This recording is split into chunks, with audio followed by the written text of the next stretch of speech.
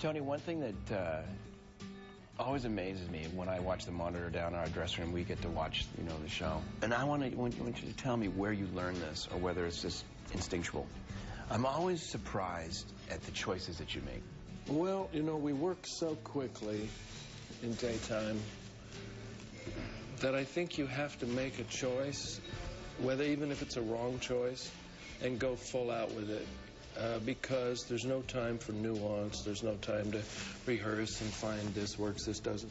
It's a bungee jump, you know. I think you have to have the courage to jump off the bridge and know that sometimes you fly gloriously back into the air and sometimes you just smash on the rocks below. I've smashed plenty of times, just yesterday. But I don't know any other way to do it.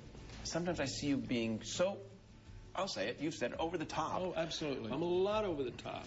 I hate most of my work. I never watch the show except little snippets here and there. Jane Elliott taught me not to do that.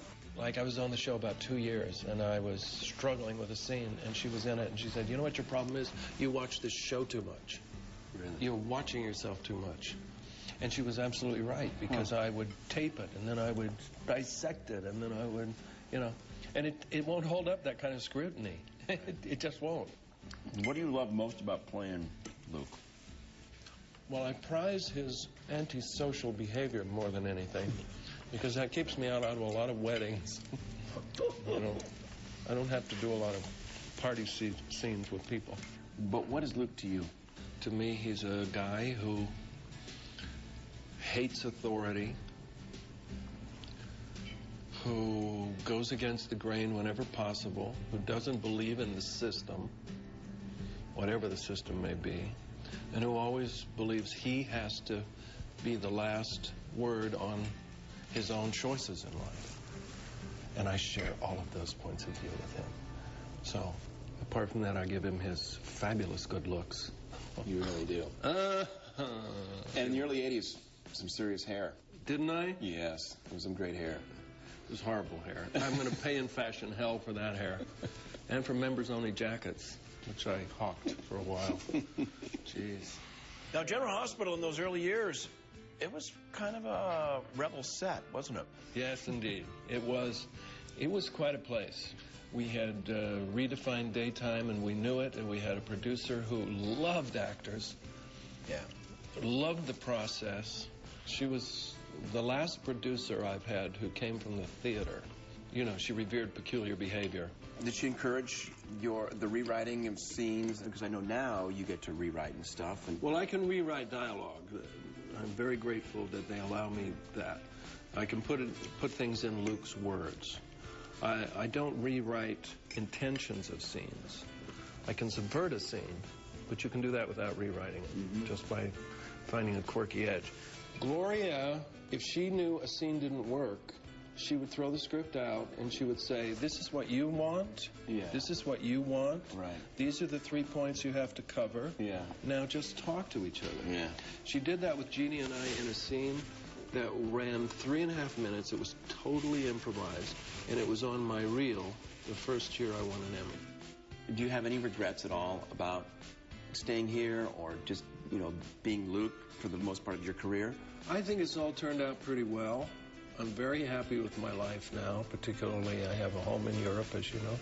And you're in Holland, right? You're in Holland. Yeah, I'm in Holland. I was looking for somewhere where no one knew me, where I could spend the rest of my life in an adventure, and the job has given me that. And I see a future. It may not necessarily be acting, but that's okay with me, because I've done this for almost 40 years. Wow. Let's go ahead and have a cigar.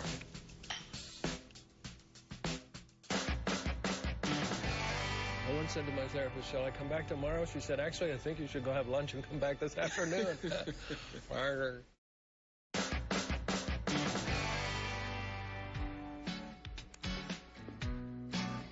What would you be doing if you weren't an actor? You know, I can't think of anything I could do. Maybe write. You were talking about that. You write it. You have a diary. Oh yeah, I've kept diaries for years. I really respect that. I wish I'd kept a diary. It's easy, Wally. I always think someone's gonna read it, or what I write is silly, and then or what I write is stupid. It's like it's not a complete sentence. What I write is stupid, and it is silly, and I hope nobody reads it sometimes, but I gotta put it down. Are you writing novels? What do you write? Well, my partner and I, Irene Suber, who lives in Seattle, wrote 2 long-term stories for General Hospital, which we sold.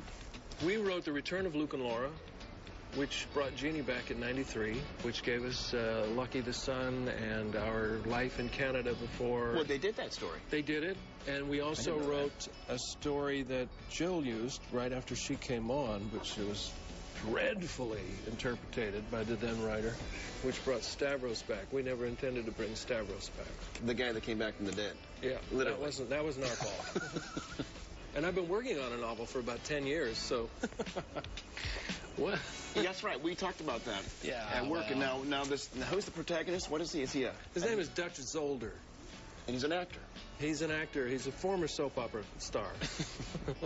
So it's a little bit autobiographical?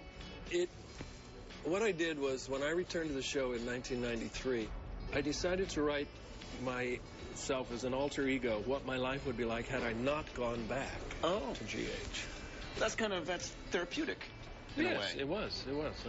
Are you a therapy guy? Do you ever do therapy? Oh, yeah. I've had as many as 3 therapists at a time because I needed a second opinion. I once said to my therapist, shall I come back tomorrow? She said, actually, I think you should go have lunch and come back this afternoon.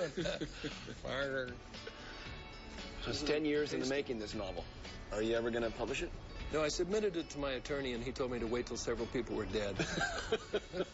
Including myself, by the way.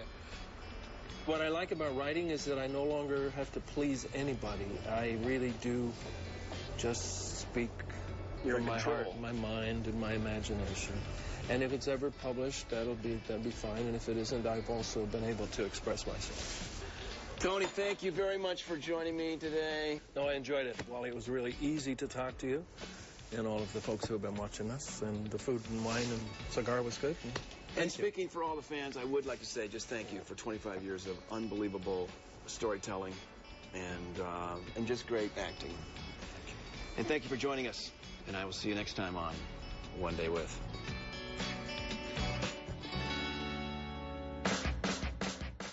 The Young and the Restless hits prime time, along with all your favorite soaps.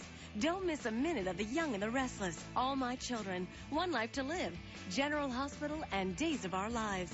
Tonight starting at 7 on SOAPnet.